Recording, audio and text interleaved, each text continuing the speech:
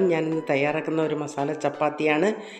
2 cup ഗോതമ്പ് പൊടി ഞാൻ എടുത്തിട്ടുണ്ട്. അതായത് 200 ഗ്രാമാണ് എടുത്തിട്ടുള്ളത്. അതിലേക്ക് ഒരു പിടി മല്ലിയില അരിഞ്ഞതും കൂടെ ഞാൻ ഇട്ട് കൊടുക്കുകയാണ്. അതുപോലെ പച്ചമുളകും സവാളയും കൂടെ കൊത്തി അരിഞ്ഞതാണ്, അതും കൂടെ ഇട്ട് കൊടുക്കുകയാണ്. ഞാനിവിടെ ആവശ്യത്തിന് ഉപ്പിട്ട് കൊടുക്കുകയാണ്.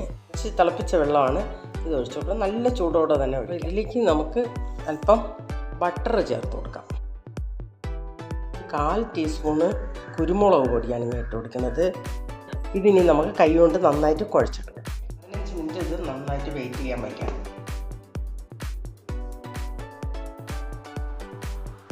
നമുക്ക് പരത്തി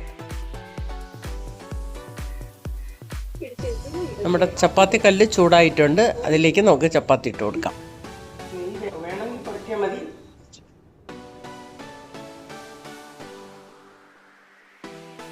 ഇന്നത്തെ മസാല ചപ്പാത്തി ഇവിടെ റെഡി ആയിട്ടുണ്ട്.